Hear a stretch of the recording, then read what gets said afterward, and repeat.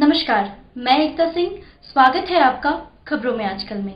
खबरों की करेंगे शुरुआत, लेकिन सबसे पहले नजरें हेडलाइंस पर।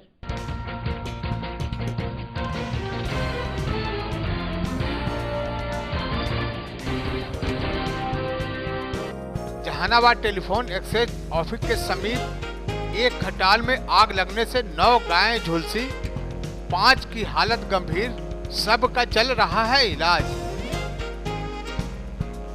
काको के धरहरा गांव में तालाब में डूबने से परमानंद की हो गई मौत। शौच के लिए घर से निकला था, मृतक का पैर फिसलने से तालाब में गिरकर हो गई मौत। बढ़े पेट्रोल और डीजल के दामों को लेकर जन अधिकार पार्टी के कार्यकर्ताओं द्वारा किया गया प्रदर्शन। मोटरसाइकिल को रस्सी से बांधकर खींच रहे थे सड़कों पर। डाटा ऑपरेटर द्वारा सिविल सर्जन कार्यालय के समक्ष 8 दिनों से धरना जारी, चयनित एजेंसी का कर रहे हैं विरोध। और टीडीओ का समूह पहुंचा सेवनन पंचायत, काफी मशक्कत के बाद भागा टिड्डी दल।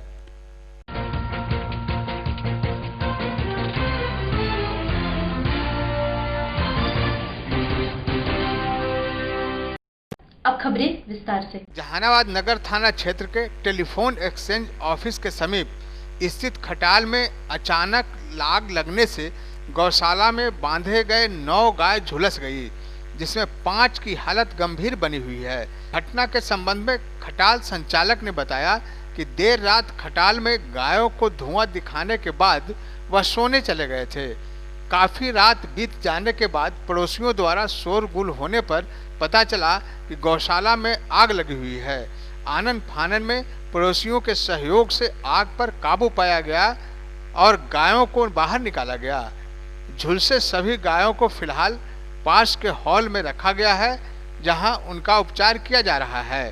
रात में पता नहीं अटेंडम 3:30 बजे आग लग गया खटाल में। हाँ। तो अगल बगल में मकान था, वो आकर रात में जगाया। हाँ। ये भाई आग लग गया। हाँ।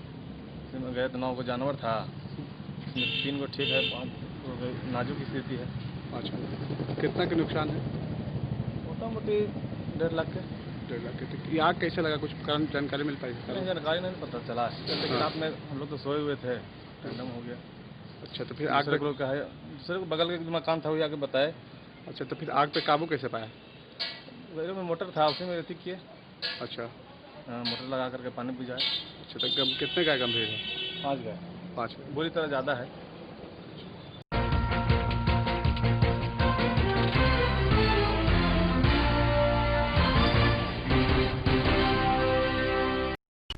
जहानाबाद में शौच जाने के क्रम में तालाब में डूबने से एक शख्स की मौत हो गई। घटना काको थाना क्षेत्र के धरहरा गांव की है।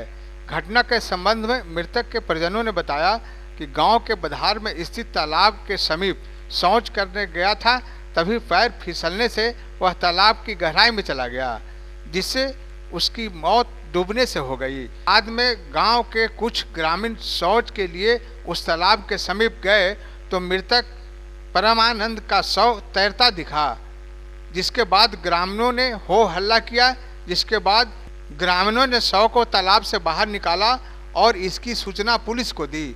सूचना पाकर मौके पर पहुंची पुलिस ने शव को कब्जे में कर पोस्टमार्टम के लिए सदर अस्पताल भेज दिया है और मामले की छानबीन में जुट गई है। मेरे मैदान करने के लिए गए गाँव से काफी एक तलाई था, तलाई के मैदान करके पानी छोड़ने के लिए तलाई गिर गए तो पैर पे छूल के तलाई में गिर गए। तैरने नहीं आता था, डूब गए तलाई में। बाद में गाँव ही का 2 लड़कन मैदान करके पानी छूने के लिए गया, तो वो हल्ला किया कि परमानंद सिंह पानी में डूब गए। तो गाँव के लोग, हम लोग भाई बंधु सब मिल के गए, तो पानी में से छान करके तलाई के अरारा पर रखे, उनके माथा रखा, वो पछन के गोड़, और इसी टाइम में थाना में। कहाँ का मामला है?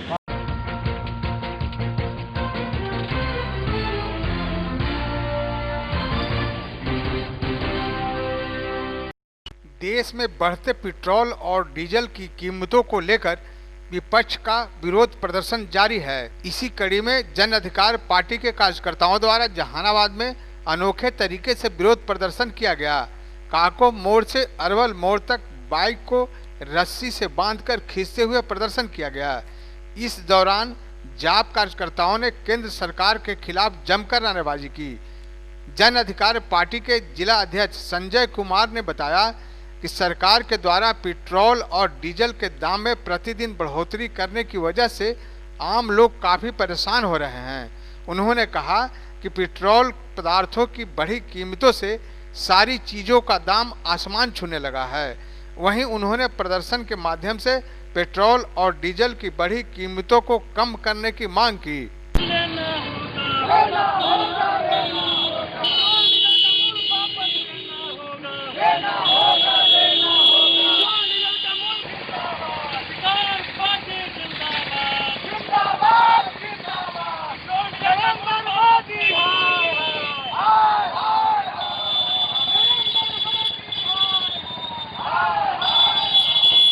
डीजल और पेट्रोल के दाम पर जो है वृद्धि किया गया है। इस जून महीना में है लगातार छठी बार 3 रुपये प्रति लीटर के हिसाब से बढ़ाया गया है। इसी दाम को जो है वापस लेने के लिए हम लोग प्रदर्शन कर रहे हैं। पेट्रोल को खींचते हुए हम लोग जो है प्रदर्शन कर रहे हैं। काको मोड़ से जिला मुख्यालय तक जाएंगे, क्योंकि अंतर्राष्ट्रीय मार्केट में तेल का दाम पानी से भी कम है। यहाँ का 1 लीटर पानी का जो इतना कीमत है उससे कम पैसे में तेल मिल रहा है। फिर भी हमारे देश में जो है 80 रुपये से ऊपर तेल का दाम हो गया है। किस तरह से प्रदर्शन कर रहे हैं? क्या कर रहे हैं? प्रदर्शन में हम लोग मोटरसाइकिल को खींचते हुए रोड पर जो है जा रहे हैं। ये सरकार को बताना चाहते हैं कि जो है तेल के दाम बढ़ने से आप अपने देश में 43 रुपये प्रति लीटर ज़्यादा पैसा आप ले रहे हैं, जिससे गरीबों के और मध्यम वर्गीय परिवार के बोझ पर अतिरिक्त भार पड़ रहा है। कहाँ तक जाइएगा? कहाँ से कहाँ तक? जिला मुख्यालय तक हम लोग जाएंगे।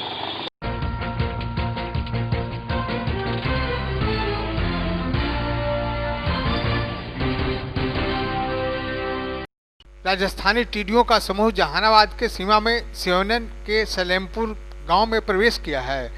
जहानाबाद कृषि विभाग की टीम सुनील कुमार जिला कृषि पदाधिकारी के नेतृत्व में तत्परता के साथ टिड्डियों के नियंत्रण के लिए सक्रिय हो गया है। साथ में निवेदिता कुमारी अनुमंडल पदाधिकारी जहानाबाद भी रही। पहले ग्रामीणों के सहयोग से छोटे छोटे यंत्र के उपयोग से रासायनिक दवा का छिड़काव किया गया, लेकिन इससे नियंत्रण नहीं होने के बाद छोटा अग्निशामक बड़ा अग्निशामक को लेकर उसके टंकी में पानी और रसायन दवा घोलकर प्रभावित पेड़ों और पौधों पर यथासंभव छिड़काव कर नियंत्रण का प्रयास किया गया है। यह बारी बारी से दोहराते हुए पूरा रात नियंत्रण किया गया। इसके बाद करीब सुबह में ग्रामीणों के सहयोग से थाली टीना बजाकर टिड्डियों को भगाने का प्रयास किया गया। इस कार्य में टीम कृषि विभाग को सफलता मिली और फिलहाल टिड्डी का समूह जहानाबाद जिला को छोड़ते हुए उत्तर की ओर मसौढ़ी ब्लॉक की तरफ बढ़ गया है। चंदन मिश्रा की रिपोर्ट।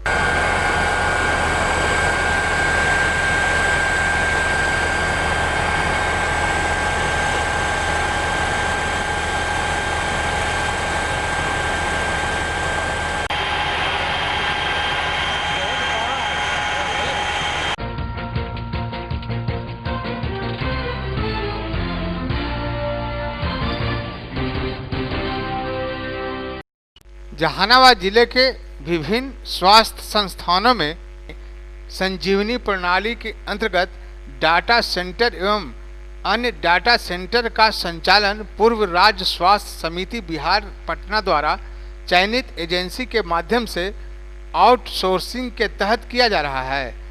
वर्तमान में राज्य स्वास्थ्य समिति बिहार पटना द्वारा निविदा के माध्यम से नई agency Urmila international services private limited Patna का चयन किया गया है।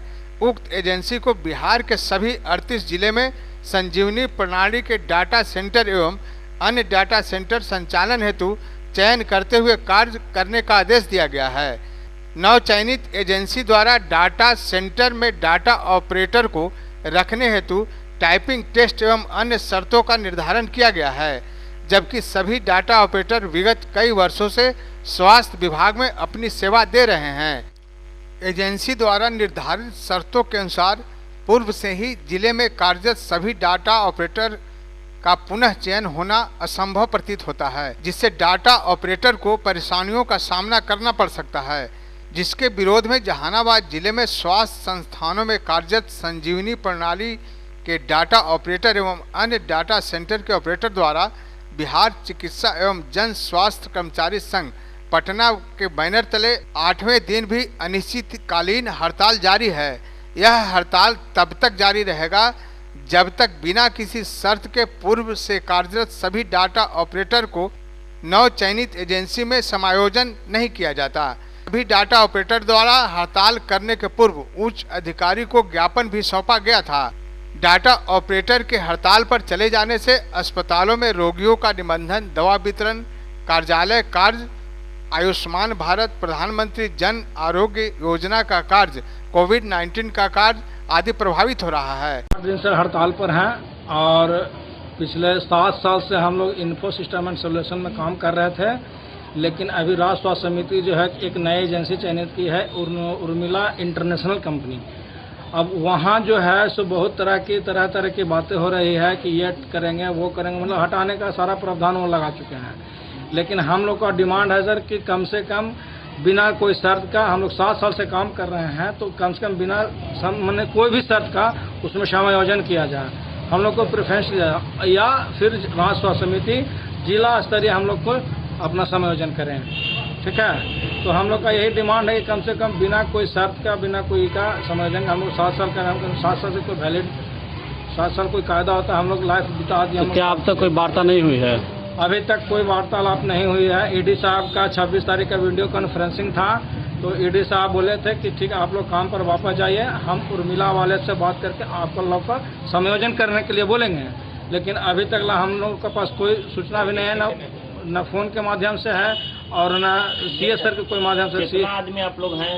हम लोग 38 आदमी हैं सर। हम जिले में? हाँ, जिले में हम लोग 38 का स्टाफ है संजीव डाटा ऑपरेटर और सोर्सिंग के तहत। क्या परेशानी हो रही होगी आप लोग हड़ताल पे जाने से? परेशानी है सर, हमारे बाल बच्चे भूखे बिलट रहे हैं, हमारे बाल बच्चे को देखने वाला भी कोई नहीं है। अब बताइए, पिछले 7 साल से कमा रहे हैं, खा रहे हैं, उसमें भी जो है सो सरकार को बर्दाश्त नहीं हो रही है। अब बताइए हम लोग कहाँ जाएंगे? ठीक है, एक तरफ रोजगार सरकार देने की बात कर रही है, एक तरफ हम लोग से छीनने की बात कर रही है। क्या नाम है आपका? मेरा नाम पंकज कुमार मिश्रा हुआ।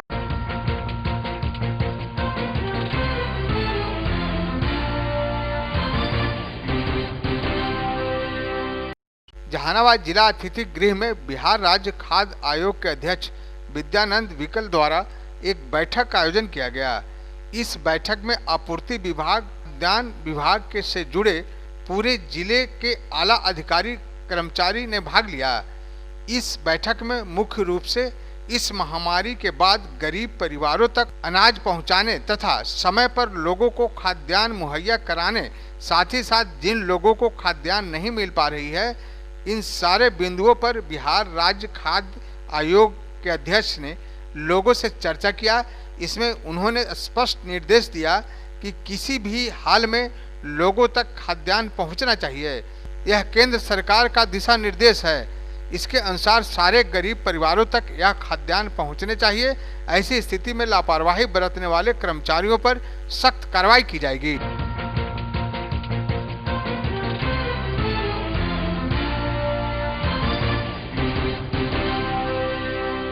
पथ निर्माण विभाग जिला शाखा जहानाबाद के द्वारा जहानाबाद के नगर भवन में एक कार्यशाला का आयोजन किया गया। इस कार्यशाला में वैसे लोगों को बुलाया गया था जो इस कोरोना महामारी में बाहर से अपने घर आए हैं और उन्हें काम की तलाश है। पथ निर्माण विभाग द्वारा वैसे लोगों को काम दिया जा रहा है जो पुल, पुलिया या सड़क के काम करने के लिए इच्छुक हैं। सारे एजेंसी वाले को भी बुलाकर लोगों से मुखातिब कराया गया था ताकि जहां पर जिस एजेंसी का काम हो रहा है वहां के आसपास के लोगों को वैसे काम में लगाए जो काम करना चाहते हैं, ताकि बाहर से आने वाले लोगों का रोजी रोजगार चल सके और वह बाहर न जाकर अपने शहर, अपने घर में रहकर ही काम करें और अपना जीवन यापन कर सकें। इसी उद्देश्य के साथ जिला अधिकारी के दिशा निर्देश पर जहानाबाद के श्रमिकों को रोजगार उपलब्ध कराने के लिए काउंसलिंग शिविर का आयोजन किया गया था। इस शिविर में दर्जनों की संख्या में लोग आए और काम करने का इच्छा जाहिर किया। जो लोग इस काम में लगने का इच्छा जाहिर रखते हैं वैसे लोगों को पथ निर्माण विभाग के द्वारा काम दिया जाएगा। उसी को रोजगार देने के लिए काउंसलिंग शिविर का आयोजन कार्यपालक अभियंता पथ प्रमंडल संख्या 1 जहानाबाद के द्वारा किया गया है। इसमें जो बाहर से जो मजदूर वगैरह आए हैं इनका नाम ये सब लिख के, एजेंसी भी हम लोग के हैं, एजेंसी के भी आदमी हैं जो उस लायक के हैं सड़क और पुल में काम करने की एबिलिटी रखते हैं, उसका हम लोग ये करके यहीं पे अपना उनको बता देते हैं कि आप कल यहाँ पे आके इनसे काम ये करेंगे। कितने लोग अब तक आ चुके हैं यहाँ पे? अभी टोटल दिनेश जी कितना लोग हुआ है अभी तक? अभी 26 लोग आए और अभी हम लोग 8 से 10 आदमी को अभी तक दिए हैं जो उस लायक हैं। क्या इस तरह के शिविर का क्या उद्देश्य है आपका? इस तरह के शिविर का उद्देश्य है कि जो प्रवासी मजदूर जो बाहर से जो आए हुए हैं कहीं से भी, उनको रोज़गार मिलने में जो दिक्कत और समस्या हो रही है उसको हम लोग चाहते हैं कि यहाँ बुला के सीधे शिविर का आयोजन करके मतलब बल्क में उन लोगों को रोज़गार दें।